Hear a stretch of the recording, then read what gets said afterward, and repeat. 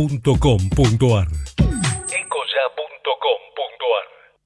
Conectate con nosotros. Facebook.com/Ecomedios 1220. Con Personal, contrata el mejor plan de 4 GB a solo 390 pesos por mes y llévate un Samsung Galaxy J2 Prime a 2.999 pesos o un LG K10 a 3.399 pesos. Internet para que todo suceda. Personal. Más información en personal.com.ar.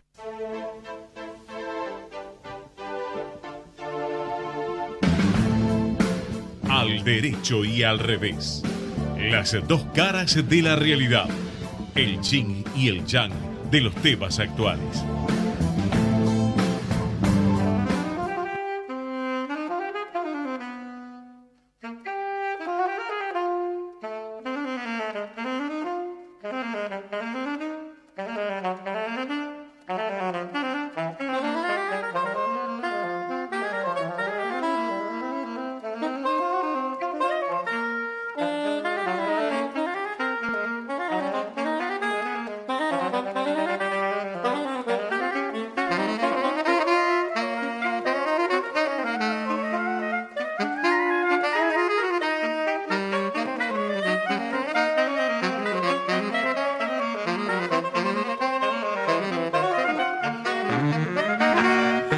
Buenas noches, hola a todos, programa número 19 de Al Derecho y al Revés por Ecomedios AM 1220.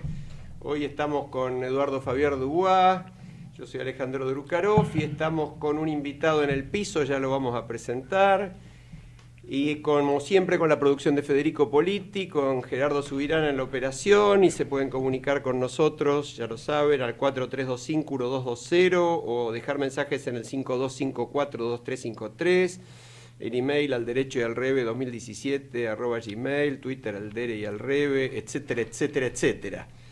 Pero tenemos un invitado en piso y es una experiencia distinta porque es un político. Al fin conseguimos un político, tal cual, y tal no cual. no del equipo gobernante. No, hasta ahora no trajimos políticos, trajimos funcionarios pero técnicos. han hablado todos de rango de muy gobierno, bien pero de los técnicos. gobernantes. Acá al fin tenemos a nuestro derecho y al revés a Gustavo Spalletti. Gustavo, bienvenido.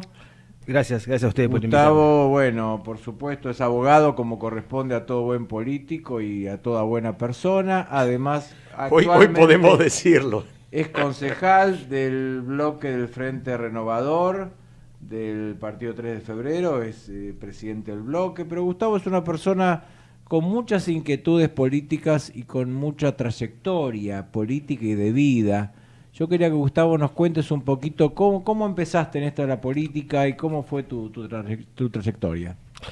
Bueno, yo empecé muy chico, producto de estar impregnado, de respirar política en mi casa. Mi padre ya en el año 1973 fue legislador por la Alianza Popular Revolucionaria, aquella vieja fórmula que encabezaba Alén de Sueldo. Su mandato fue interrumpido por el triste golpe militar y también, por supuesto, producto de sus ideas, tuvo que irse de nuestro país. ¿A dónde se fue? Y estuvo en Tarija, en Bolivia. Ajá. Pero bueno, nosotros no teníamos mucha información al respecto, así que parte de mi inocencia, ¿no? De preguntarle a mi mamá, me acuerdo, aparte ya se empezaba a respirar a mis 10, 11 años, se empezaba a respirar ya un poco los aires. ¿Qué edad tenés ahora, Gustavo? 45 años. Bien. Recuerdo un poco que mi inocencia, mi papá, me preguntaba a mamá por qué papá no estaba y se había ido. Y mamá me decía que papá hablaba cosas de izquierda, tenía posiciones y sentido. Yo la verdad es que no entendía muy bien y yo pensé que a los que hablaban cosas de izquierda se los llevaban a un lugar y a los que hablaban cosas de derecha se los llevaban a otro. Así que como no venía mi papá, yo empecé a leer los libros que mi papá leía y a opinar un poco lo que mi papá opinaba en el colegio, pues ya se empezaba a respirar los nuevos aires de la democracia, ya llegaba, era prácticamente el año 82, 83. Así que yo pensaba que si yo hablaba lo mismo que mi papá hablaba, me iban a llevar donde estaba mi papá. Por supuesto ese lugar no existía, así que sin querer me fui familiarizando con la política. Para mí los términos, qué sé yo, la eutanasia de la iglesia o o la tercera o cuarta internacional era como el Chavo. Claro, y en definitiva, bueno, después rompe la democracia y empiezo a participar muy joven. ¿Ahí te haces peronista o cómo es tu? Y uno es muy joven, El justicialismo. Es muy joven, pero sí. ¿Seguís algún líder en ese momento? Claro, en ese momento yo me identificaba en términos emocionales con el peronismo. Digo en términos emocionales porque era precaria todavía mi formación como para poder hacer un juicio. ¿Y vivías en un contexto peronista? Y vivía en un contexto peronista. Ahí en 3 de febrero. Exactamente, en un barrio peronista. Pero bueno, en ese momento, como si ustedes recuerdan bien, la sociedad estaba partida, ¿no? No sé si tan partida como está hoy, pero estaba partida. Por ello un poco el resultado electoral del año 83. Claro. Pero me identificaba en términos emocionales, o quizás quienes respiraban peronismo, sus características de trabajador, obreras, representando los sectores más populares, me sentía yo mucho más identificado en ese momento que lo que expresaba la Unión Cívica Radical. Quizás también por mis condiciones también humildes, ¿no? Que teníamos nosotros, me sentía mucho más identificado. Así que me enrolé tempranamente. Trabajé para Antonio Cafiero, fui allá a los casi 14, 15 años presidente de la red de estudiantes secundarios peronistas. Luego... O sea, vos en el secundario ya militabas. Sí, claro, claramente. Ya en secundario. Cosa que en tu generación no es algo tan común, me parece. A ver, quizás no... también había otros aires. Por supuesto que después, yo creo que el momento de mayor abolición de la discusión política se dio en la década del 90, ¿no? Exacto, sí. Pero había ciertos aires recordemos nosotros que hoy pareciera ciencia ficción, pero un acto político de Alfonsino de Luder congregaba no menos 1 millón de personas. Sí.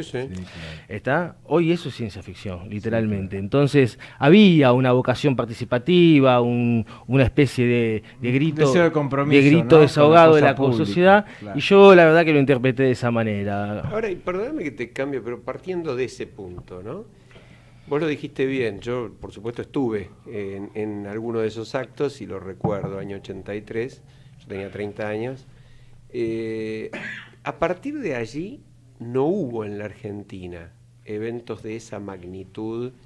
Quizás, no sé, habría que ver cuánta gente hubo en el 2x1, no hace demasiado, pero no era un acto político partidario, era una manifestación de toda la sociedad, y me da la impresión de que no es muy audaz decir que hubo menos gente que en cada uno de esos dos enormes actos. Después de 34 años de democracia, vos como dirigente político, como hombre interesado en la política de toda la vida, ¿pensás que la dirigencia tiene mucho que ver con esta falta de participación, con esta merma tan enorme de la participación respecto a lo que fueron los primeros años? Absolutamente. La dirigencia política nunca estuvo a la altura de las circunstancias de lo que fueron las expectativas que generó la democracia. Es un tema difícil y un tema... Vos tuviste una experiencia también con este tema de cierta decepción, ¿no? ¿Por qué no la contás? Porque sí, la claro. Contaste antes, me pareció muy rica. Pero no es la misma decepción que quizás pudo haber tenido o tiene cada ciudadano a pie. Digo, mi decepción fue en términos ideológicos, en términos de enamorado de un proyecto político. Yo cuando estoy con Antonio Cafiero trabajo para su candidatura a presidente, si recordamos que fue a la interna con Menem en el año 1989, y bueno, nosotros perdimos, gana Menem, acompañamos, y bueno, inmediatamente que Menem gana, nosotros nos encontramos, o por lo menos mi mirada encontraba de que Menem había utilizado una alianza histórica que nunca se había dado en la historia, que era que los sectores más postergados ponían los votos, pero los sectores más altos de la sociedad ponían el proyecto, las ideas y la ejecución.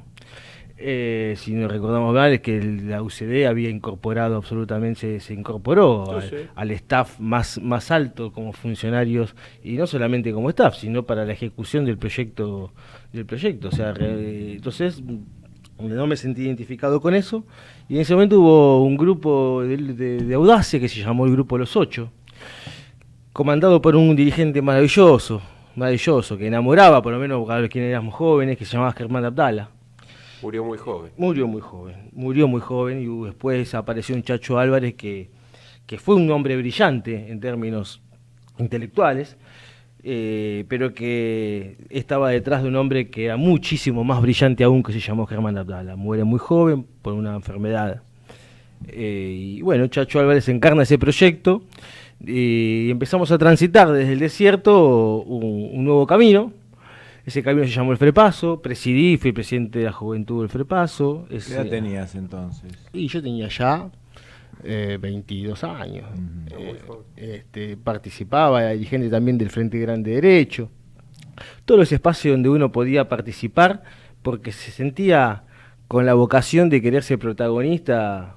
Ahí estabas ya en la Facultad de Derecho. En la Facultad de Derecho, en ese momento. ¿Qué militabas? ¿En qué agrupación? El Frente Grande Derecho. Frente Grande. Bueno, después se da el proceso donde el Frente Paso toma la decisión de dejar de ser un espacio testimonial, porque recordemos que siempre hubo un espacio como el PI históricamente o la UCD, pero nunca habían trascendido de los 8 puntos, de los 10 puntos, y eso es un espacio interesante, pero de los testimoniales. El tema es cuando uno realmente toma la decisión de ir por el poder. Digo esto porque muchas veces hay espacios testimoniales en la política que como la teoría de Baglini, ¿no? O sea, es fácil decir cosas cuando vos cuando estás lejos del poder. Claro. El tema es poder sostener las convicciones cuando vos tomás la decisión de ir realmente por el poder.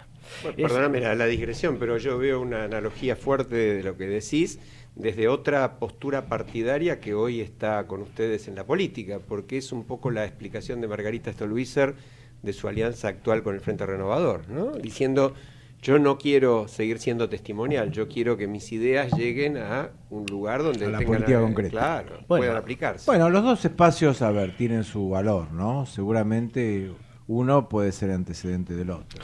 No, y aparte tiene que ver con aceptar las diferentes miradas que tiene la sociedad, porque si en definitiva nos quedamos con nuestra sola mirada no nos alcanza, y hay que tratar de ver de cómo uno puede trabajar sobre las coincidencias con otros compañeros que vienen de experiencias diferentes y tratar de ver cómo superamos la diferencia. Pero bueno, esa fue mi experiencia. Llegó a la alianza cuando de la Rúa, bueno, producto de algunas internas, va como vicepresidente Chacho Álvarez, y bueno, nosotros fuimos parte de ese proceso, del cual, digo, mi cuota parte de responsabilidad, como todo militante juvenil, esta fue toda mi responsabilidad, pero la cual, la frustración que significó, primero a mí en términos personales me significó la frustración de la renuncia de Chacho Álvarez como vicepresidente de la Nación, fue para mí, como para muchos de mi generación, una trituradora de ilusiones.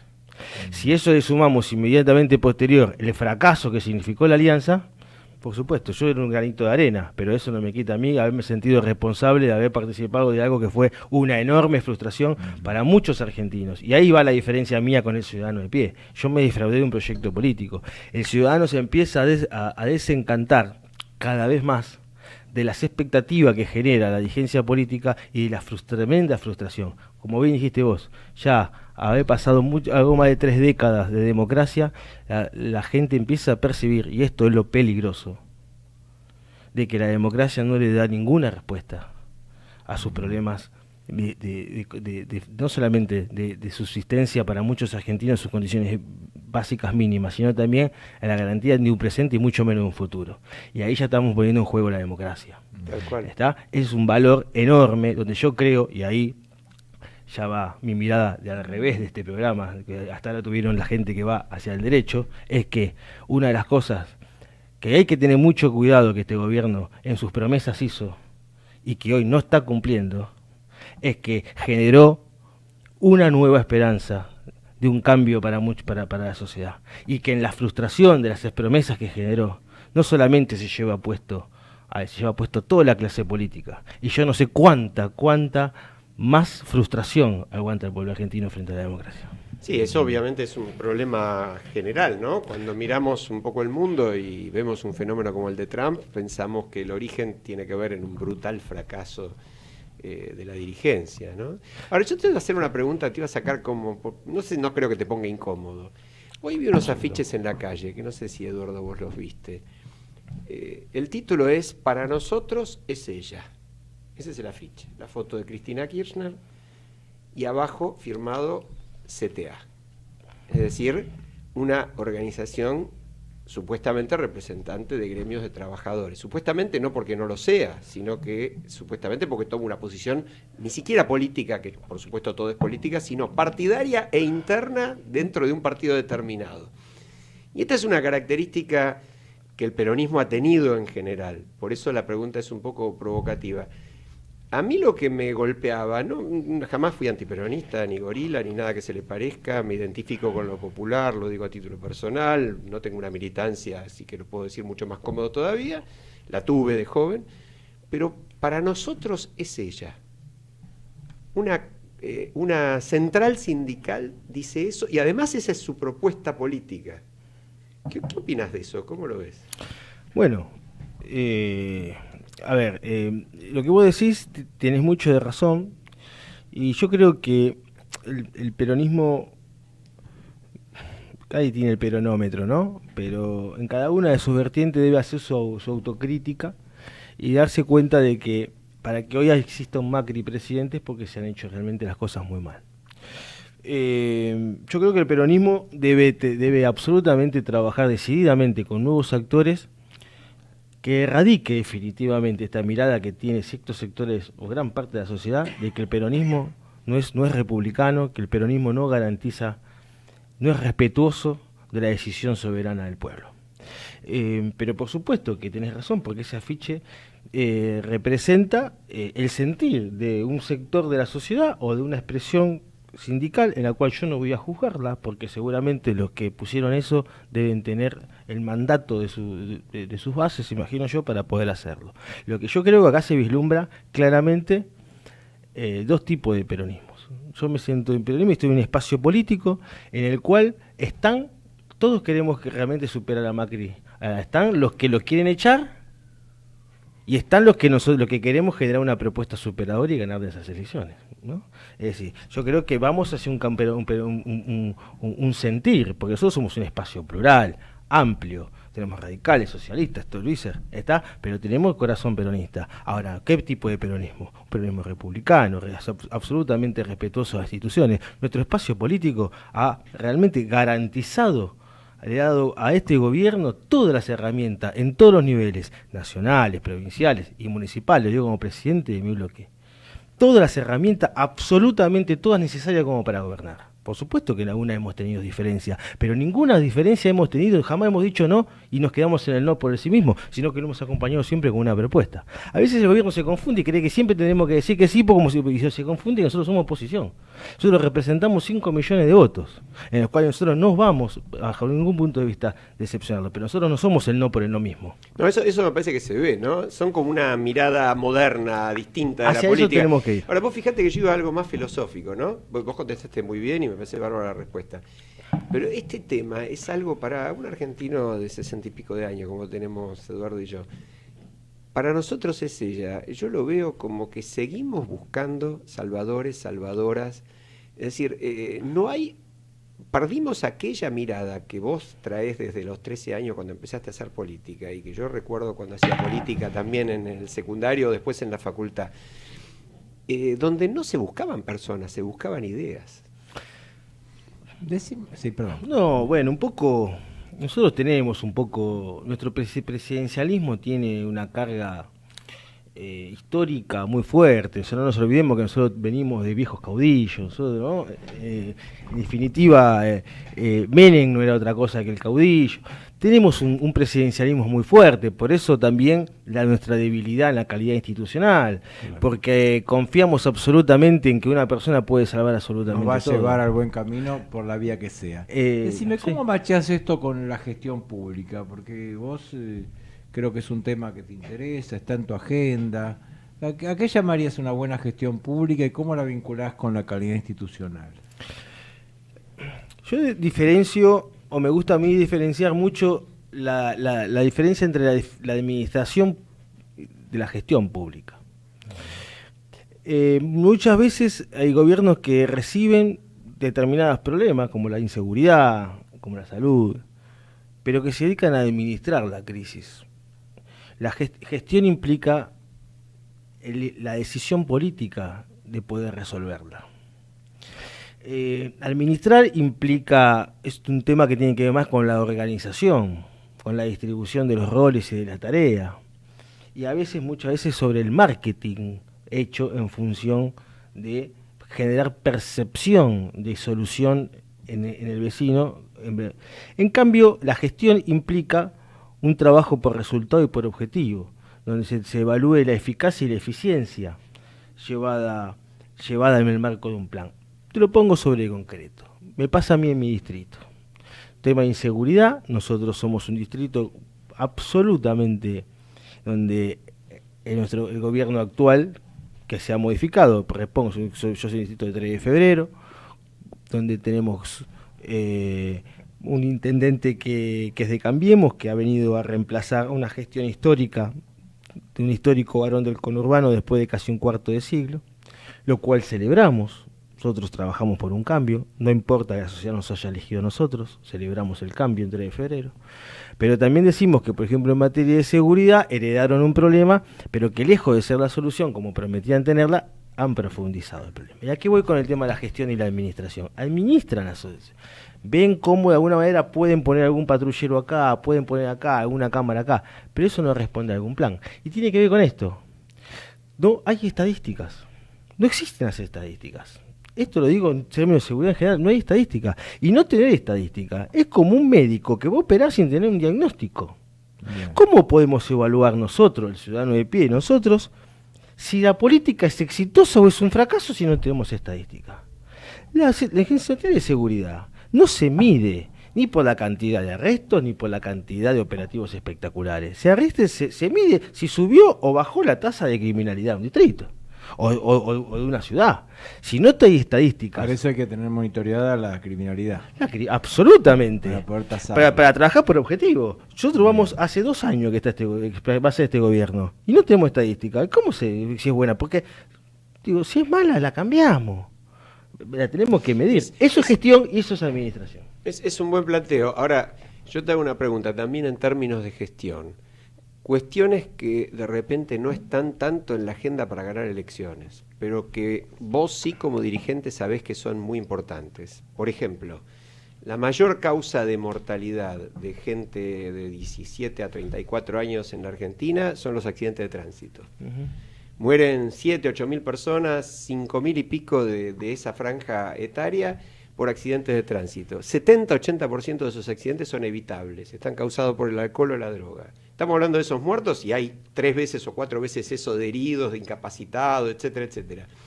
No parece un tema que esté demasiado en la agenda que convoque a votar, pero sí parece un tema muy grueso. Bueno. Y yo no veo como ciudadano que lo haya encarado no este gobierno o el anterior, sino ninguno de los gobiernos. ¿Por qué? Porque no tiene marketing. Es decir, ¿cómo juega la gestión con los votos? Porque también entiendo que si no ganás la próxima elección estás en el horno. Es decir, que no es fácil. Es muy buena tu pregunta, porque en definitiva la sociedad marca la agenda.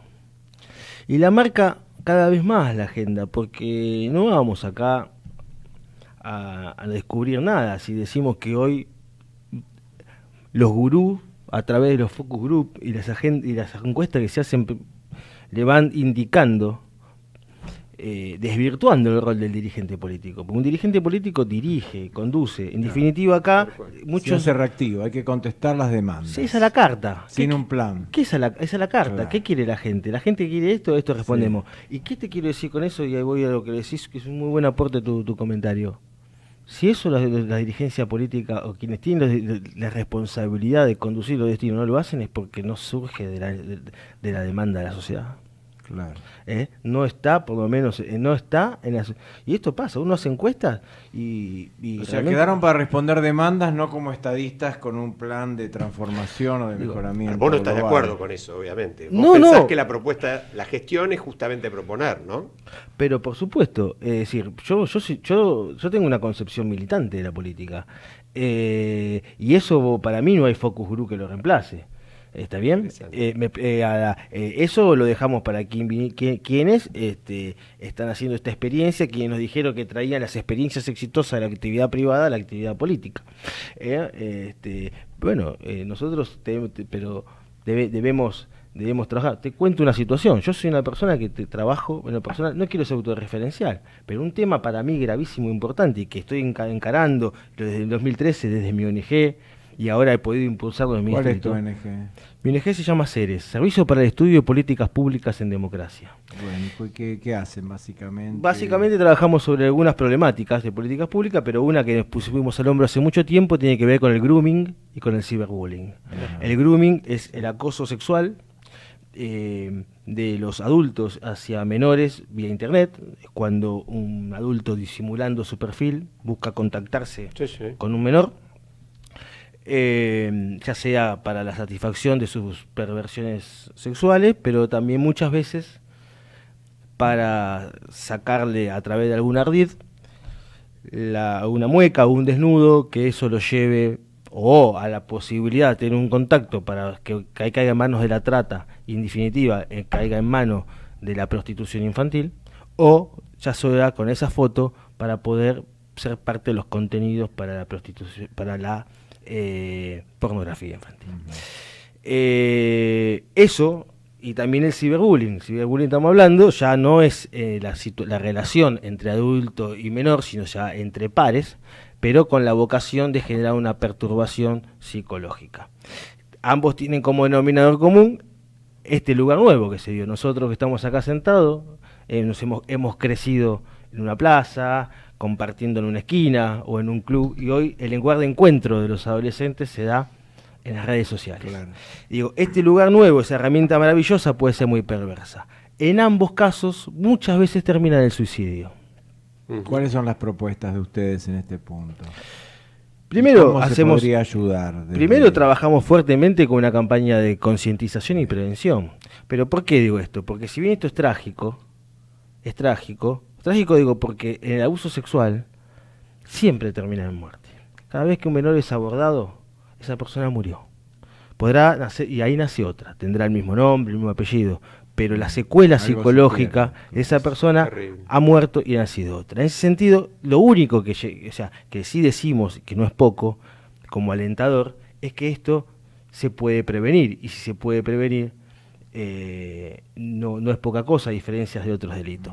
Nosotros hacemos trabajo muy fuerte de concientización para padres, mucho sobre padres. ¿Por qué? Porque lo que tenemos que concientizar a los padres. Los chicos saben más de tecnología que nosotros. Y ahora estamos trabajando mucho con los abuelos, porque muchas veces, lamentablemente, cuesta, porque es un idioma totalmente distinto. Nosotros somos inmigrantes tecnológicos, a diferencia de nuestros hijos que son nativos tecnológicos. Pero debemos hacer el esfuerzo, porque muchas veces los padres van a trabajar todo el día y dejan a sus chicos en manos de sus abuelos. Entonces, ¿cuál es la prevención? A veces consejos muy simples. Dame uno. Y decirles a los chicos que la vida real no es diferente a la vida virtual. Si nosotros le decimos a los chicos, no hables con nadie no hables con nadie en la calle, no hables con desconocidos tampoco en la red virtual. Y fomentar el diálogo. Si algo te incomoda, si algo te hizo sentir mal, si algo te perturbó, si alguien te hizo una propuesta, comentámela. Comentámela. No está en la vocación de invadir la privacidad, sino de que esa persona pueda. Por eso también hay que concientizar a los chicos, porque muchas veces está comprobado el 60% del primer abordaje que hace un groomer con un menor, el chico al primero que se lo cuenta es a un amigo. Entonces es necesario esto, concientizar.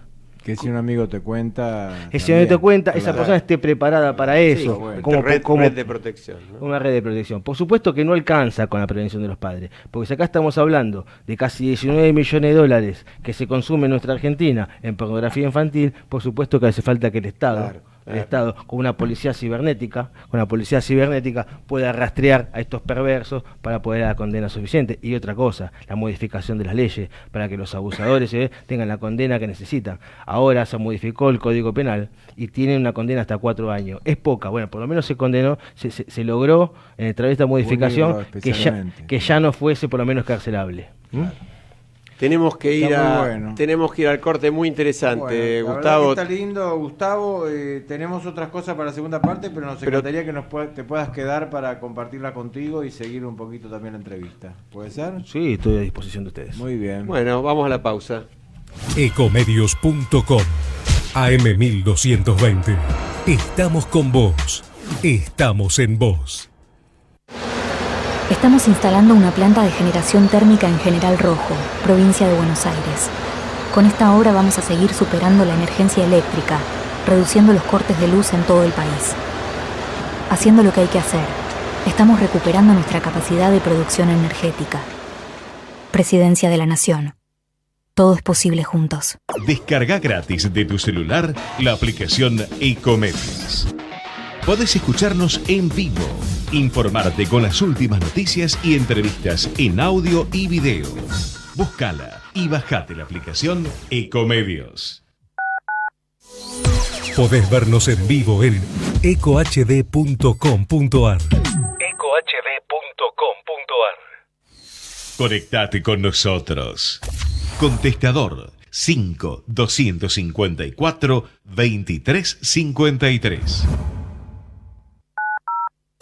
Con Personal contrata el mejor plan de 4 GB a solo 390 pesos por mes y llévate un Huawei GW a 3.999 pesos o un nuevo Moto G Plus a 6.499 pesos. Internet para que todo suceda. Personal. Más información en personal.com.ar.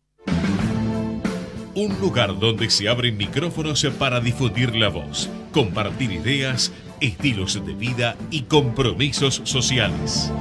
Un espacio de expresión para todos.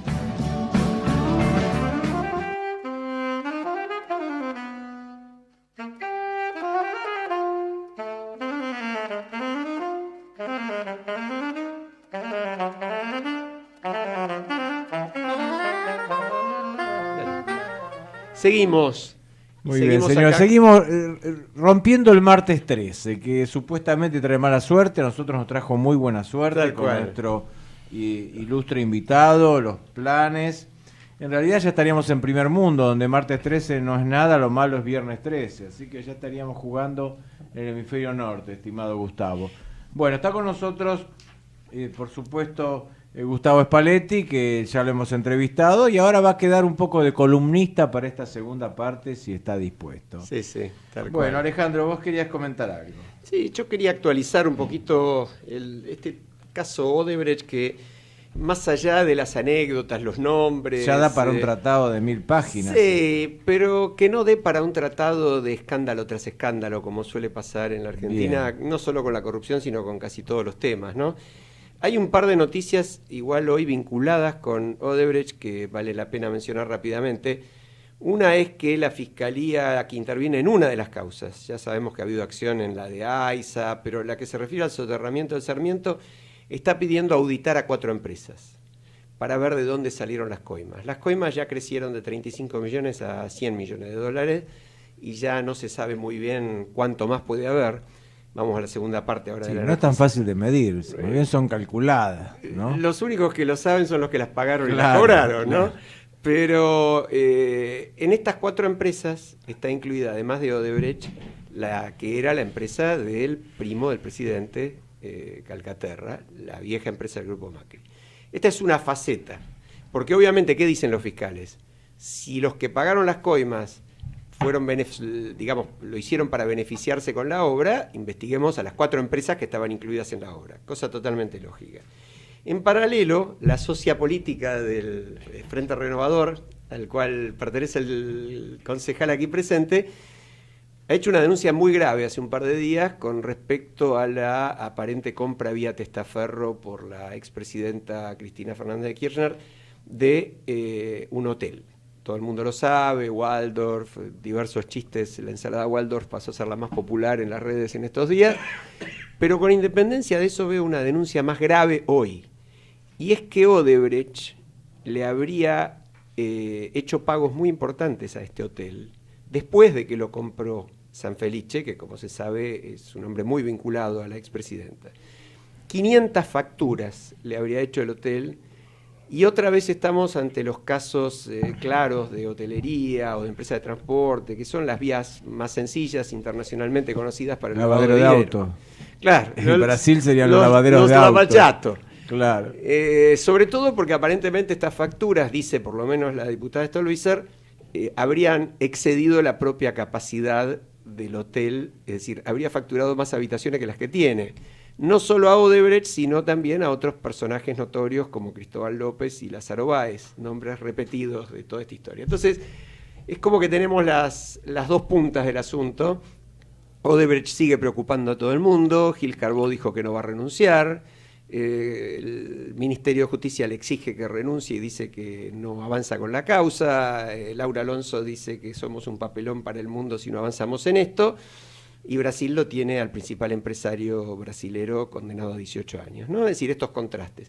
Ahora, en ese marco yo quería mencionar una propuesta que hoy, como decía Gustavo, voy a tratar de que no sea autorreferencial, por más que escribí un artículo sobre el tema, que es de un grupo de gente y de varias ONGs con las cuales también tengo contacto, que tampoco pretende nada original, que es la propuesta de creación de una Comisión Nacional de Investigación de la Corrupción. Muy rápidamente, al ¿Cómo estilo... funcionaría eso? Bueno, al estilo CONADEP, es decir, personalidades independientes, personalidades respetadas e incuestionables, de distintos sectores, que no necesariamente tengan militancia política, pero que si la tienen también estén equiparadas las representaciones, que produzca un informe que apunte a la corrupción sistémica y no a casos puntuales, que no se preocupe, por supuesto, por beneficiar ni perjudicar a nadie en particular, sino beneficiarnos como sociedad. Y en realidad esta comisión es absurda cuando las instituciones funcionan. Y por otra parte, el general Perón me va a recordar, o me puede recordar Gustavo, decía que no hay mejor manera de no resolver un tema que crear una comisión. Y no deja de ser cierto. Pero en un caso particular como este, como pasó de alguna manera después de la dictadura con los derechos humanos, yo creo que una comisión nacional prestigiosa puede generar un cambio de conciencia, un cambio cultural importante. Yo te voy a comentar algo. En mis primeros días de clase siempre digo que culturalmente Argentina tiene un grave problema vinculado a 4 puntos. El primero es la tolerancia, el no respeto a la ley, la contrariedad de la ley, la violación de la ley. Violamos la ley, despreciamos la ley cuando la ley no nos conviene. Si nos conviene, sí, si no nos conviene, despreciamos. El segundo elemento es la enorme tolerancia a la corrupción. Hay corruptos, qué mal, va preso, uy, qué pena, el único perejil que quedó preso, mirá los demás que están, tendrían que ir todos, si no van todos, que no vaya nadie, ¿no? Que es un poco lo que vos apuntás. El tercero es esperar todo del gobierno. Y nuestro compromiso personal, esperamos todo el gobierno y criticamos al gobierno, y somos grandes criticadores seriales como pasa en las redes sociales. A mí me gustó mucho lo de Gustavo, ¿no? Esa mirada de y la el política cuarto, distinta. el escepticismo. Esto no lo cambia nadie, nacimos así, así morimos. Estos 4 condicionamientos culturales operan muy negativamente con Argentina y hacen que un país rico sea pobre, entre otras cosas. Creo que una comisión de esta podría despertar, podría servir para iniciar un cambio cultural de apreciación de lo que es la corrupción, de su gravedad, de cómo daña todo y de cómo tenemos que declararla políticamente imposible de tolerar, ¿no? No sé, Gustavo, ¿qué opinás de tu visión? Primero que todas las medidas que se puedan tomar en función de poder ponerle un coto racional a la situación del tema de la corrupción siempre son bienvenidas. Ahora, yo me la imagino en términos operativos, ¿no? Y digo, una comisión de esa naturaleza debería tener la venia o el consentimiento para poder tener toda la información necesaria del gobierno actual, por ejemplo, ¿no? Si se quisiera hacer ahora. Y eso sería reconocer absolutamente que no tiene ninguna vocación de poner en marcha las instituciones. Es decir, porque como bien dijo acá, o sea, es una organización, una institución, una comisión de esa naturaleza, aparece porque las instituciones no están sólidas. Ahora, a mí me gustaría que el gobierno forma parte del cambio y diga y la fortalezca. Cuando digo eso, por ejemplo, está tan mal con que en la CIGEN haya estado la esposa de Debido, como que una militante política como Laura Alonso sea la auditora del propio gobierno. Que ponga en marcha la calidad institucional tiene que ver también con poner, por ejemplo, un distrito como la provincia de Buenos Aires, recién se hizo ahora un defensor del pueblo. Digo, acá muchas cosas se hacen porque no hay control. El control no funciona. O sea, desde que el barrendero no barre porque nadie controla al barrendero, hasta de lo mínimo hasta lo más grande. Ahora, Gustavo, no funciona hace mucho tiempo. No funciona hace mucho tiempo. Ni siquiera, porque si lo sacamos, esto es lo que decía Eduardo, a mí me parece muy importante. Necesitamos generar un cambio de conciencia, un cambio cultural, que saque, que convierta en política de Estado la lucha contra la corrupción. Esto lo hablábamos en el programa. Tendría que salir por ley, me parece. Tendría que salir por ley. Pero así como decíamos en el programa hace un par de programas, la situación del 2x1, con independencia de la opinión de cada uno sobre el fallo de la Corte, la mayoría, la minoría, etcétera, etcétera, el efecto que tuvo en la sociedad fue el de demostrar que eso era una política de Estado. Bueno, acá no hay una política de Estado, acá los corruptos son los otros. Pero el corrupto es mi contrario, sí, acá, no mi amigo. Siguiéndolo a Gustavo, hay más bien, se trabaja en forma reactiva. Hay un caso, bueno, a ver qué hacer. Hay otro, a ver qué hacemos. No, pero vamos al punto de ser reactivo. No es volvemos al punto anterior. Y si quizás esto no sale de las demandas de la sociedad, no está en la demanda. O sea, quizás esto no surge, no aparece porque la sociedad no lo demanda. Nosotros queremos una percepción mucho más... Sí. O sea, si no, no estaríamos hablando de la persona que fue paradigma de haber tenido un proyecto familiar. ¿Está? Un proyecto familiar, disfrazado perversamente de un proyecto nacional y popular, pero un proyecto familiar. Esa persona hoy está en condiciones de ganar, según las encuestas, la provincia de Buenos Aires. ¿Está? Entonces, me parece que no surge. Sí, pero también es cierto lo que decís. Claro. Por eso hace falta un cambio cultural. Es cierto lo que decís, pero eso no significa que nos quedemos esperando. No, ese es el problema. Favor. Hay que revertirlo, ¿no? Pero él dijo algo muy bien. Es la descripción del problema. Todos debemos aportar a la calidad institucional. No solamente desde los organismos del Estado hacia la gente, sino también de la gente hacia el Estado. Porque sacar la basura a la hora es calidad institucional. No pasar un semáforo en rojo y cumplir con la norma es calidad institucional. Y si te para el policía, no coimearlo, también es calidad institucional. Y nosotros tenemos también, cada uno de los argentinos, hacer nuestra cuota de responsabilidad sobre eso. Cambio. Pero que necesitamos un manipulit. Sí. Un manipulit. Bueno, bienvenido sea. Ahora, y sabes que necesitamos también, que esto lo hemos charlado, pero yo creo que no está, ni siquiera está en el debate hasta de los especialistas. Necesitamos empezar a recuperar la plata robada. Eso no se hace. Y necesitamos empezar a responsabilizar patrimonialmente, es decir, que respondan con su patrimonio ese juramento que la patria me lo demande, que nadie lo cumple. Bueno, que la patria, alguna vez dije yo hace 11 años, empiece a demandar de una vez por todas. Para eso no hacen falta leyes, ¿eh? Para eso hace falta que quienes actúan con dolo o culpa en las funciones de administración paguen por lo que hicieron. Y eso no se hizo ni siquiera en causas emblemáticas como los sobresueldos, los cientos de millones de dólares que pagó Menem de sobresueldos. Nadie les pidió a los que los cobraron que se los devuelvan. Ahí haría falta una norma expresa que ayudara, ¿sabes? Aunque vos podés sacarlo por principios generales y el juez penal podría eventualmente hacer la reparación civil en el mismo juicio penal. No, pero no hace falta, Edu. Artículo 130 de la ley 2456 de Administración Financiera del Estado. ¿Qué dice? Que el funcionario público es responsable por los perjuicios que causara por dolo o culpa. Eso no hay duda. Lo que pasa es que no se le hace el juicio. El tema es claro, pero hay que armar el sistema, el protocolo para que el juicio se haga. Vos sabés que increíblemente, bueno, es para charlarlo largo, pero los procedimientos existen también, ¿eh? No se aplican, sencillamente a nadie le interesan. Y ahí sí que no es un problema de marketing o no marketing, en todo caso es un problema de responsabilidad, porque los funcionarios, vos dijiste la SIGEN, las estructuras jurídicas de cada repartición nacional deberían hacer eso, lo tienen entre sus listados de obligaciones. Ahora, bueno, hay que trabajar en eso. ¿Y eso por qué no lo aplicamos también al crimen organizado? Y por supuesto. Porque hoy hay una mirada absolutamente enfocada hacia las cabezas de quienes se declara una guerra, cuando el mundo está saliendo de la guerra porque fracasa la guerra contra el crimen organizado, pero entramos a una guerra en la cual queremos poner a los jefes de la asociación ilícita, al jefe del narco, esto, lo otro, preso, pero nadie toca el patrimonio.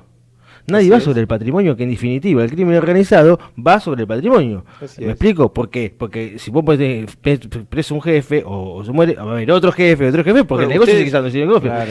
Tu partido lo ha planteado. Por supuesto, para que vuelva a la sociedad. En este programa hemos cada vez, no está Alfredo Popritkin, que ya volverá la repetimos semana que para viene, que no caduque. pero lo repetimos para que no caduque, reclamamos cada programa por la sanción de la extinción de dominio. Correcto. Largamente demorada.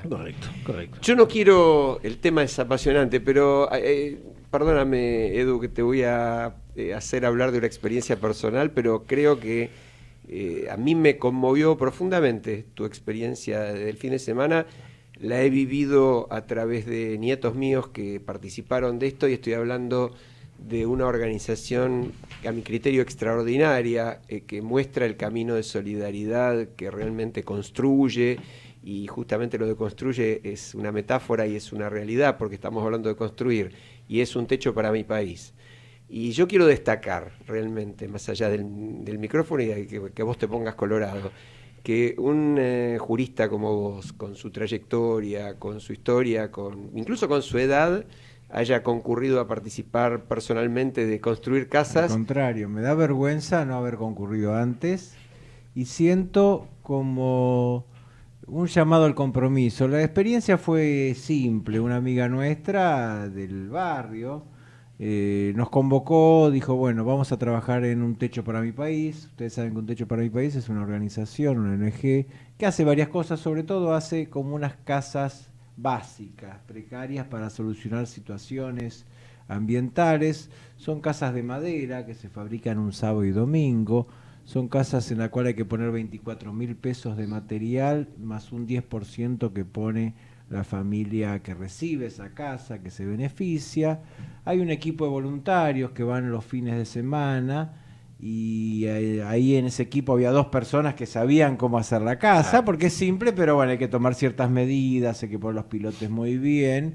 Y después el grupo de voluntarios que llevó nuestra amiga Mercedes Blanco, que era un grupo de gente que por ahí dejaba el country un rato para ir del otro lado a ver qué pasaba, y pero con buena onda, ¿no es cierto?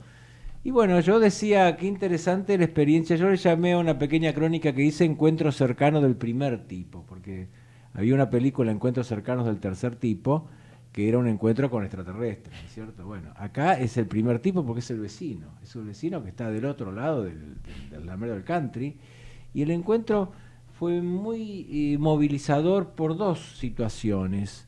Por un lado, cuando vos ves esa juventud que en vez de estar en el boliche o en la droga o lo que sea, está dando sus fines de semana para ayudar al otro, que cree que el mundo se puede cambiar, pero que no hay tanto que cambiarlo de un escritorio, hay que cambiarlo yendo y ayudando a gente concreta de carne y hueso, que tiene nombre, apellido y le gusta, y hay que ayudarla. Y ojo con lo que quiero decir, aunque por ahí pienses que no lo merece del todo desde su subjetividad.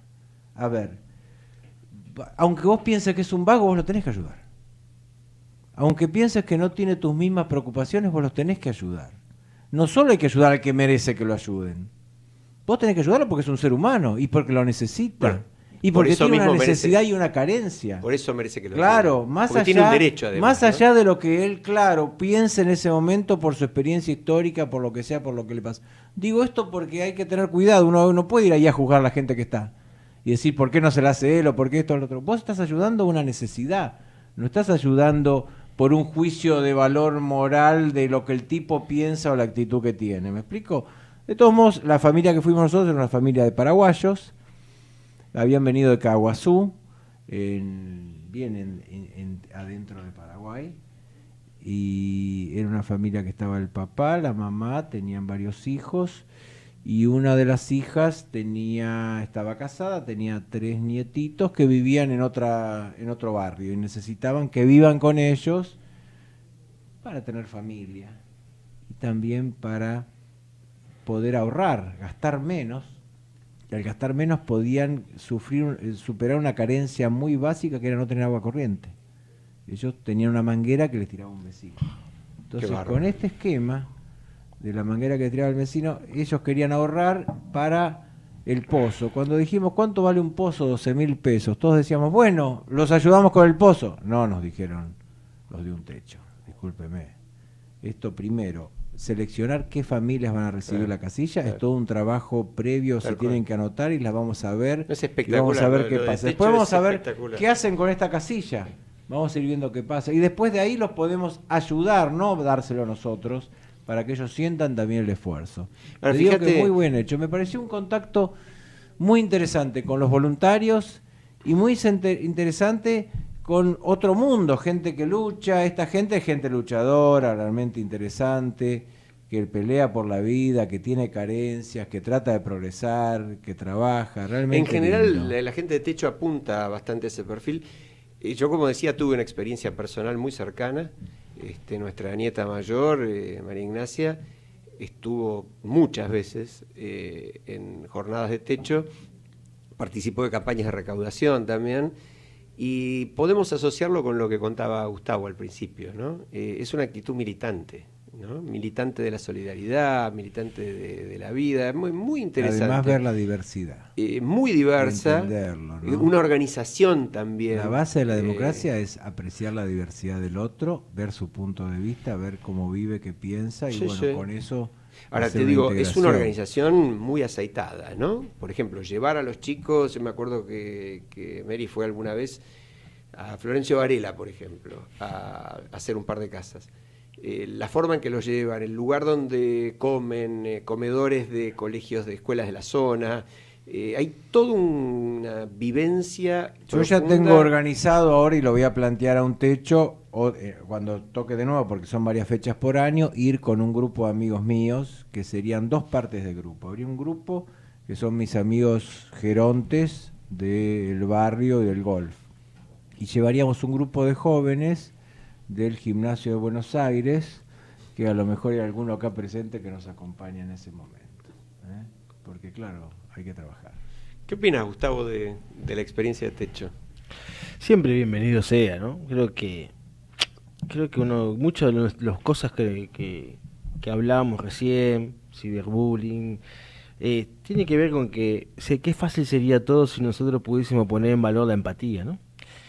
Digo, porque hasta la violencia de género y todo, si uno realmente pudiese sentir el dolor del otro como propio, muchas veces no se llegaría a la causa del dolor. Poner la empatía en valor tiene que ver con a veces, esto no lo digo yo, está comprobado ya científicamente que el beneficio o la gratificación que implica para uno el ayudar al otro es infinitamente muy superior de haber gastado ese dinero en uno mismo. Esto lo dice quien ha estudiado las emociones, la neurociencia. Pero también tiene que ver con la reconstrucción de la solidaridad, con la reconstrucción de entender de que el otro, no es cierto eso de que todos partimos, que hacemos iguales. No es cierto. Cuando yo te invito a mi distrito y vos ves que hay chicos pero no chicos, estamos hablando de miles y miles de personas que viven arriba de la basura, rellenado un río contaminado, donde la necesidad no pasa por la inflación, no, sino es la sarna, es la foronculitis, donde es el suicidio de chicos, donde las ratas conviven, es un hecho común, ya son mascotas, donde uno, ahí se da cuenta de que no tiene sentido, por lo menos los que creemos que vinimos a este mundo con la obligación de dejarlo un poquito mejor de lo que lo hicimos, de lo que lo recibimos, no podemos ser indiferentes a eso. Quienes tuvimos el privilegio de ponerte las herramientas, poder salir adelante, tenemos una obligación con el otro. Uno no se realiza si no es en el marco de una comunidad. Y a veces a mí se me cruza, tengo una hija de 6 años, de poder que vea eso para a veces valorar algunas cosas que uno le da. No sé hasta qué punto tengo claro el compromiso. Sí, uno tiene que tener un compromiso, uno hace lo que... No está bueno hacerlo. A veces uno es abogado, por ahí puede donar su tiempo, su asesoramiento, hay gente que no conoce. Muchas veces hay cosas que el Estado da y que la gente no sabe, y si sabe no sabe cómo dirigirse, cómo llegar, cómo acercarse. Sí, lo que pasa es que estas organizaciones me parece que tienen la virtud, como digamos, lo mismo que vos mencionás con respecto al grooming, cualquier actividad de fundación o de ONG, va más allá, porque además la organización multiplica el potencial Por de la supuesto, ayuda, ¿no? por Ahora, supuesto. yo asociaba lo que dijo Gustavo con lo que dijiste vos, y otra vez en tono de derecho y revés. Vos hablabas de aunque no lo merezca, y yo me preguntaba, cuando vos lo decías, y no te quise en ese momento interrumpir, ¿hasta qué punto uno tiene algún derecho de medir ese merecimiento? ¿No? Claro, aunque uno yo piense calculo que que no lo merece. sí. No hay duda que lo merece. Pues sí, claro. Pero aunque claro. uno piense, porque si uno se pone a ver, Yo entendí, ¿qué yo hace, entendí. qué Vos, no hace, vos lo dijiste con que la es óptica. un vago, que exacto, es un chupandín, de que no hay eligió pretextos. la cómoda, que espera Tal que cual. le venga toda. Tal cual. No podés ir con esta mentalidad. Tal cual. Vos tenés Pero lo ir que a dijo ayudar. Gustavo es muy importante y las estadísticas lo demuestran absolutamente, aunque muchos, no solo políticos, la dirigencia en general y no solo en la Argentina, sino en el mundo, hace oídos sordos y mira para otro lado. Pero las posibilidades de movilidad social real de los seres humanos, en nuestro país un poco peor, pero en todo el mundo, son bajísimas. El porcentaje de gente que naciendo en un estrato social puede llegar a 1 o 2 estratos más arriba es casi insignificante. Bueno, vos sabés que hay dos teorías de eso, ¿no? La teoría norteamericana dice que la sociedad puede tener muy distintos estamentos sociales, pero es buena mientras el estamento de abajo puede ir al de arriba. En cambio, la sociedad europea y la nuestra dice, no, lo que tiene que subir es todo el estamento bajo, no un estamento y una movilidad como el esquema norteamericano, no merece a sí mismo, sino el estamento de abajo subirlo, ¿eh? Sí, igual, es un poco la preocupación es interesante. de la justicia social. Yo me quedo con esa idea, pero claro. creo que no además... a la otra, no decir no, hay oportunidades, búsquelas, está y ustedes abajo, pero siempre quedan gente abajo y siempre queda gente muy arriba. Sí, y además no vamos a llegar a tratar el tema porque estamos en el tiempo, pero la verdad es que Quería la decir movilidad algo más social de los niños norteamericana carenciados. La está muy peor cuestionada. carencia del niño es la falta de amor. Y por eso la violencia de género, para mí es lo más grave. Un niño en cualquier situación que tiene amor, que tiene la madre o el padre y están los hermanitos, es muy distinto a lo que vemos que es la falta de amor. Gustavo Spalletti, muchas gracias por acompañarnos, muy interesante la charla. Los muchachos de Vélez Radio, Carlos Martino, Diego Guitián, Tomás Amelio, ya están en las gateras por entrar a la cancha, así que nosotros nos vamos a despedir. Muy lindo, señor, la verdad que un gusto, Gustavo. No, Vamos a seguir en sido. otro momento y buenas noches para todos. Hasta la semana que viene.